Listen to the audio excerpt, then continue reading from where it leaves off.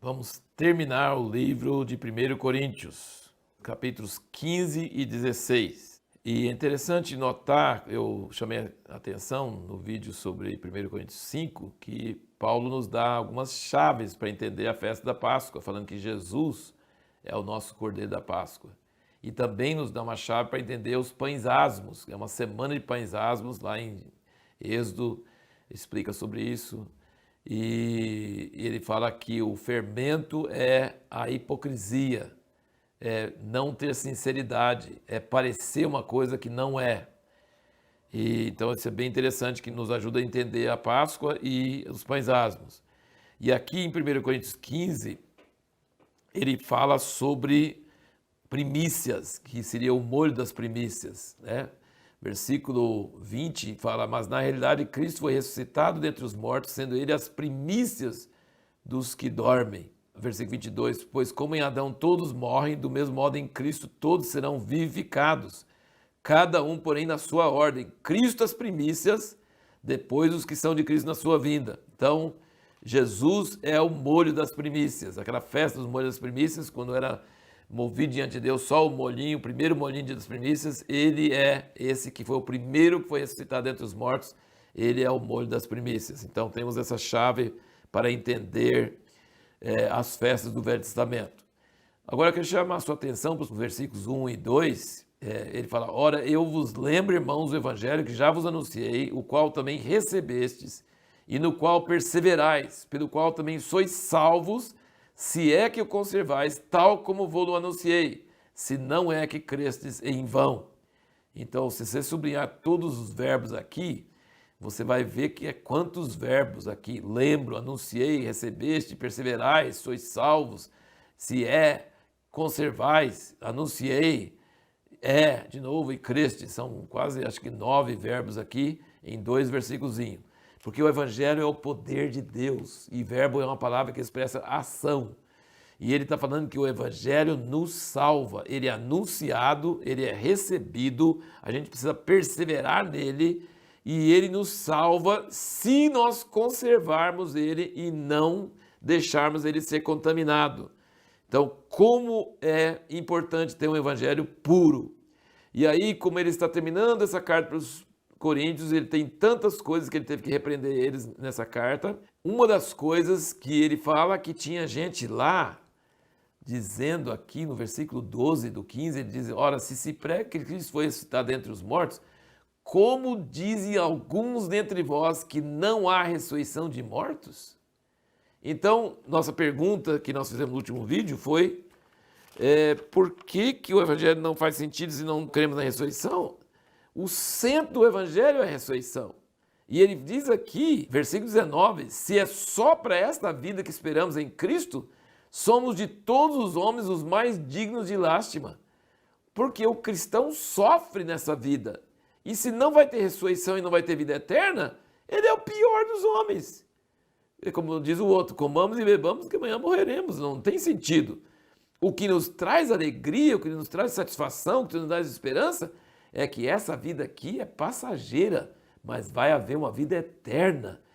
E as tribulações desse tempo presente nem comparam com a glória que vai ter depois. Então, se você tirar a ressurreição do evangelho, não resolve nada. E ele fala no versículo 32, se como homem combati em Éfeso com as feras, que me aproveita isso? Se os mortos não são ressuscitados, comamos e bebamos, porque amanhã morreremos. Não adianta, não tem sentido nenhum a gente viver aqui nesse sofrimento se não tem fé na ressurreição. E aí Paulo nos premia aqui, do versículo 35 em diante, explicando muita coisa sobre a ressurreição e o corpo ressurreto, que se você não encontra em nenhum outro lugar. É muito maravilhoso. Ele fala sobre essa ressurreição. E ele fala que o corpo que nós vamos ter na ressurreição é bem diferente desse corpo que nós temos agora. Ele fala que semeia em corrupção, ressuscita em incorrupção. E que é tão diferente o corpo que nós vamos ter, como a semente é diferente da planta que vem depois. Imagina você, uma semente de eucalipto, você já vê, uma semente de eucalipto é pequenininho, e a árvore do eucalipto, olha o tamanho que é. Sabe? Então, assim, esse corpo nosso é a semente. E o corpo glorificado que nós vamos ter, não quer dizer que é tamanho, mas estou querendo dizer que é totalmente diferente. Você olha uma semente de repolho, semente de cenoura, não tem nada a ver com a planta que vem depois. Entendeu? E nosso corpo agora é corrupção, não tem nada a ver com o corpo glorioso que nós vamos ter depois. E você pode notar que quando Jesus ressuscitou, eles não reconheceram ele. Maria pensou que ele era o jardineiro. Só reconheceu ele quando ele falou, Maria, aí era, Senhor, Rabi, entendeu? Então, assim, os discípulos no caminho de Emaús não conheceram Jesus andando com eles.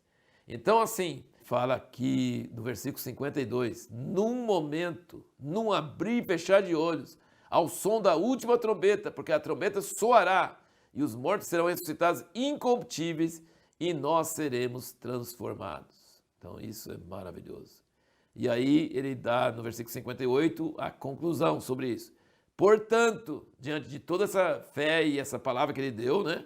Meus amados irmãos, sede firmes e constantes, sempre abundantes da obra do Senhor, sabendo que o vosso trabalho não é vão no Senhor.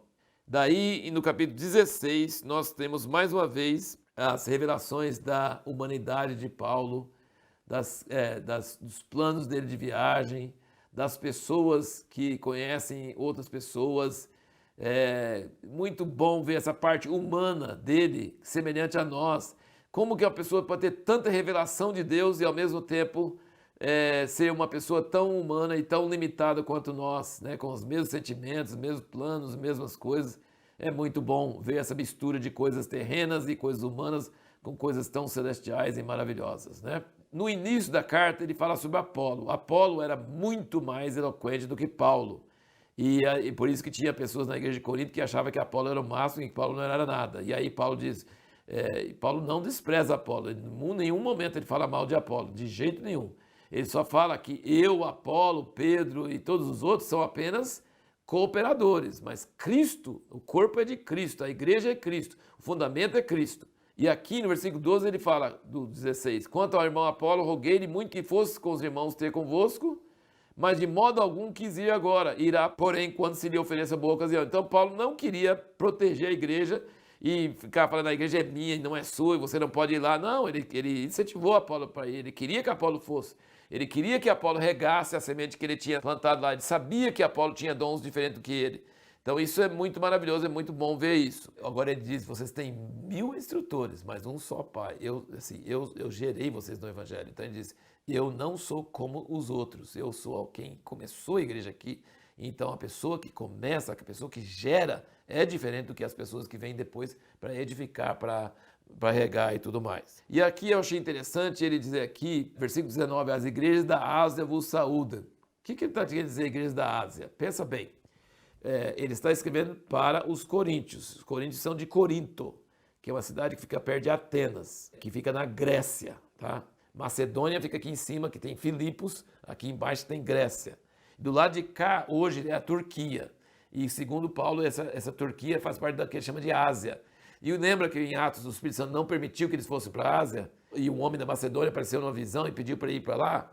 Só que depois Paulo ficou muito tempo em Éfeso, que é uma cidade de Turquia, que é Ásia. Então Deus tem um plano, não é que ele não queria que a Ásia fosse alcançada, ele queria que fosse para a Europa primeiro, para a Grécia primeiro, para depois ter um centro em Éfeso que vai atingir toda aquela região da Ásia. Nós chamamos hoje de Ásia Menor, né? Não é a Ásia que é Índia, Japão, China, não. Aquilo lá não, mas aqui a parte da Turquia. E você sabe o que aconteceu depois? O evangelho foi aniquilado na Turquia. Aquelas 7 igrejas de Apocalipse que estão na Ásia, foi aniquilado, acabou, por causa do islamismo. Só que quem preservou o evangelho foi a Europa. Quando os islâmicos estavam invadindo, Deus barrou eles para que o evangelho continuasse e prosperasse. Então Deus é um grande general que tem suas estratégias. Ele ama o mundo inteiro, mas ele tem estratégias. Ele não quis que Paulo fosse para a Ásia naquela época, mas depois Paulo foi para Éfeso, que fazia parte, e havia toda essa interação entre a Europa e a Ásia, coisa muito preciosa, muito interessante. E a pergunta que nós vamos fazer no próximo vídeo é: de que forma a tribulação e o sofrimento podem impedir alguns de receber o Evangelho e outros a receber o Evangelho? Podem ajudar? De que forma a tribulação e sofrimento podem servir de obstáculo para alguns receber o Evangelho e pode servir de ajuda para outros receber o Evangelho?